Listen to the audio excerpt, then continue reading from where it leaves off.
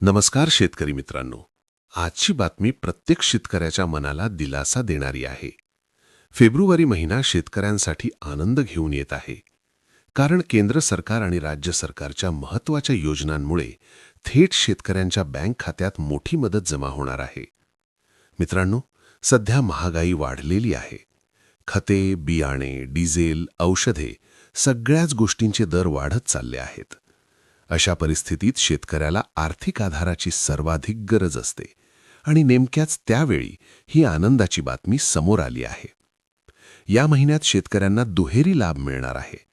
एकीकडे केंद्र सरकारची पीएम किसान योजना आणि दुसरीकडे राज्य सरकारची नमो शेतकरी महासन्मान निधी योजना. या दोन्ही योजनांचे हप्ते एकाच कालावधीत जमा होण्याची शक्यता आहे. शेतकरी मित्रांनो, अशा योजनांची अपडेट रोज तुमच्या मोबाईलवर मिळवण्यासाठी चॅनल सबस्क्राईब करून ठेवा आणि फेसबुकवर पाहत असाल तर फॉलो करून घ्या. सर्वप्रथम पीएम किसान योजनेबद्दल बोलूया. या योजनेअंतर्गत पात्र शेतकऱ्यांना दरवर्षी आर्थिक मदत दिली जाते आणि आता या योजनेचा पुढील हप्ता शेतकऱ्यांच्या खात्यात जमा होणार आहे. यामुळे शेतकऱ्यांना थोडा आर्थिक आधार मिळणार आहे. यानंतर येते राज्य सरकारची नमो शेतकरी महासन्मान निधी योजना. ही योजना महाराष्ट्रातील शेतकऱ्यांसाठी अतिशय महत्त्वाची ठरली आहे. या योजनेअंतर्गत शेतकऱ्यांना अतिरिक्त आर्थिक मदत दिली जाते आणि आता या योजनेचे प्रलंबित हप्ते एकत्र मिळण्याची शक्यता आहे. म्हणजेच मित्रांनो, एकाच वेळी दोन योजनांचा लाभ, एकाच महिन्यात थेट खात्यात रक्कम जमा.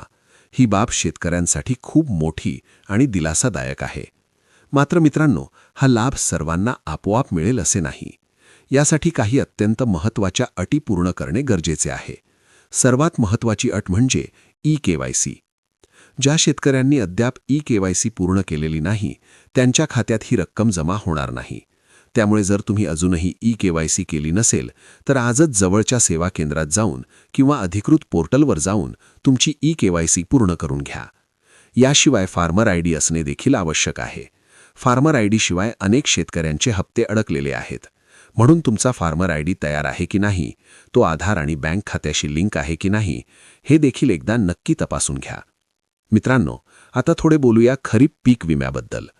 राज्यातील अनेक शेतकरी अजूनही खरीप हंगामातील पीक विम्याच्या प्रतीक्षेत आहेत. कुठे अतिवृष्टी, कुठे दुष्काळ, तर कुठे गारपीट. अशा नैसर्गिक आपत्तींमुळे मोठ्या प्रमाणावर पिकांचे नुकसान झाले. पिकांचे नुकसान झाले, खर्च वाढला, उत्पन्न कमी झाले आणि त्यातच पीक विम्याची रक्कम वेळेवर न मिळाल्यामुळे शेतकरी आर्थिक अडचणीत सापडला आहे.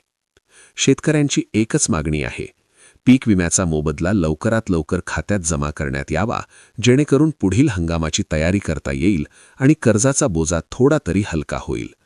मित्रांनो, सरकारकडून येणाऱ्या या योजनांचा लाभ घेण्यासाठी वेळेत कागदपत्रे पूर्ण असणे, बँक खाते आधारशी जोडलेले असणे, ई-केवायसी पूर्ण असणे आणि फार्मर आयडी सक्रिय असणे, हे सगळे अत्यंत महत्त्वाचे आहे.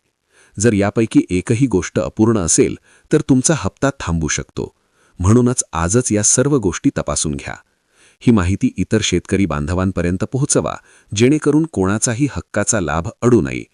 अशाच महत्त्वाच्या शेतकरी अपडेट्ससाठी, सरकारी योजनांच्या ताज्या बातम्यांसाठी आणि शेतकऱ्यांच्या हिताच्या माहितीकरिता चॅनलला नक्की जोडलेले रहा. जय जवान, जय किसान.